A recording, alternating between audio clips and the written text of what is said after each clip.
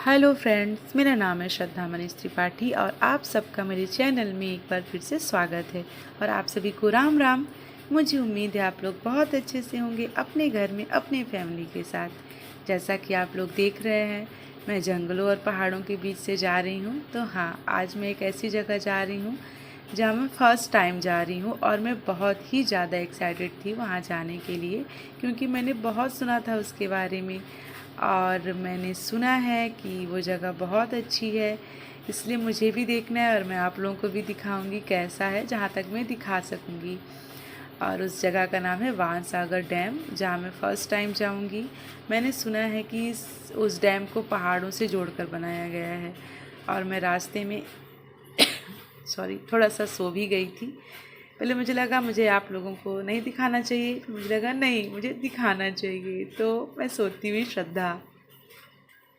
और फाइनली हम लोग उस जगह पर पहुंच गए जहां पर मुझे आना था। ये देखिए, वो डैम है जहां पर हम लोग आ गए हैं। यहाँ पर ज़्यादा भी कैप्चर नहीं हो पाया है, लेकिन फिर भी थोड़ा बहुत मैं अपने मोबाइल से आप लोगों को दिखा रही हूँ। मेरे साथ मेरे मामा जी थे, मौसिया जी थे, मेरी सिस्टर थी और उनके भी भाई थे। तो बस ऐसे एक छोटा सा ट्रिप बन गया अचानक से जाने का।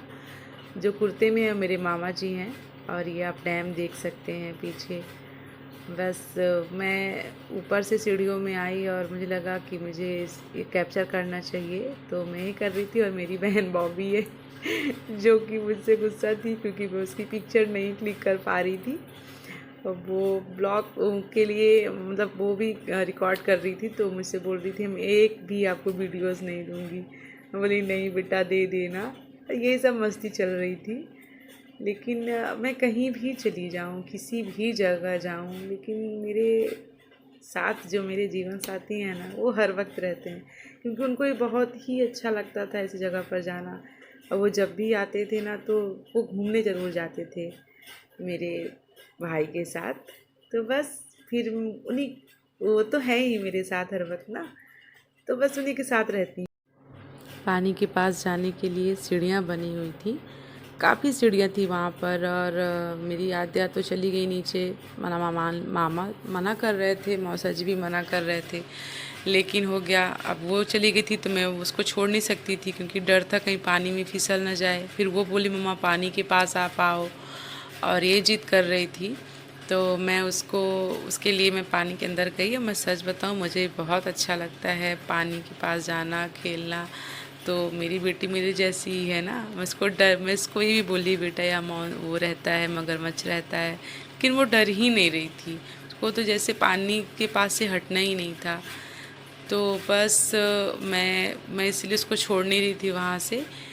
मैं बोली बेटा जब तक तुम यहाँ पर हो तो मैं यहीं पर रहूँगी। मैं किसी तरह उसको लेके वहाँ से आई हूँ, पर बहुत ही अच्छा लग रहा था। सच बताऊँ ना, तो ऐसी जगह पर जाने पर सुकून बहुत मिलता है। बहुत ही अच्छा लग रहा था, शाम का टाइम था, एकदम सुकून था।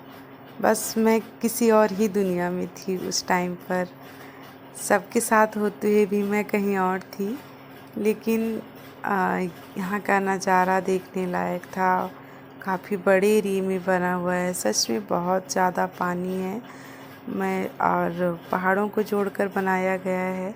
और यहाँ पर मेरी बेटी जो मेरे जीने की वजह है, इसके साथ मैं मस्ती कर रही थी।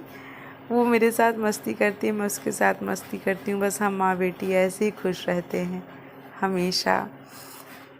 और अब यही है ऊपर वाले से कि भगवान आपने बाकी तो जो दिया था आपने छीन लिया, बस इसको कुछ मत करिएगा, यही उनसे कहती रहती हूँ।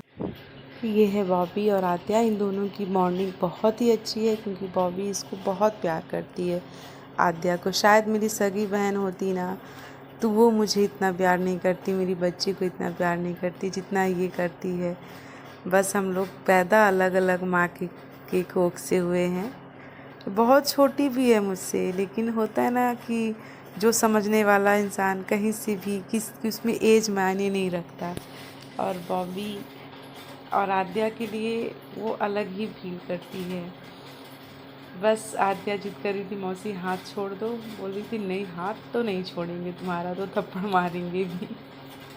मैंने कहा दोनों को नज़र ना लगे, क्योंकि ये दोनों मेरे लिए बहुत इम्पोर्टेंट है, दोनों बहुत अच्छे लगते हैं साथ में। यार ये मुझसे इतनी छोटी है लेकिन मेरा हर वक्त सपोर्ट करेगी, हर वक्त मेरे साथ रहती है, फ़ोन में रहेगी, मेरा सपोर्ट करेगी। बहुत ही अलग रिश्ता है इसका मेरे साथ। बहुत ही शाम हो गई थी वापस होते तक, और शाम के टाइम तो वहाँ इतना ही अच्छा लग रहा था ना कि आने का मन ही नहीं हो रहा था। ठंडी ठंडी हवा चल रही थी, सुकून मिल रहा था। लेकिन वहाँ पर मैंने एक चीज़ नोटिस की, मेरी आत्या जाके सबसे अलग बैठी थी, एकदम से पानी को देखते हुए, उठ ही नहीं रही थी वहाँ से। पता नहीं उसको क्या दिख रहा था। और थोड़ा मुझे हुआ ऐसा चीज़ भी कि मेरी बेटी आखिर उठ क्यों नहीं रही वहाँ से।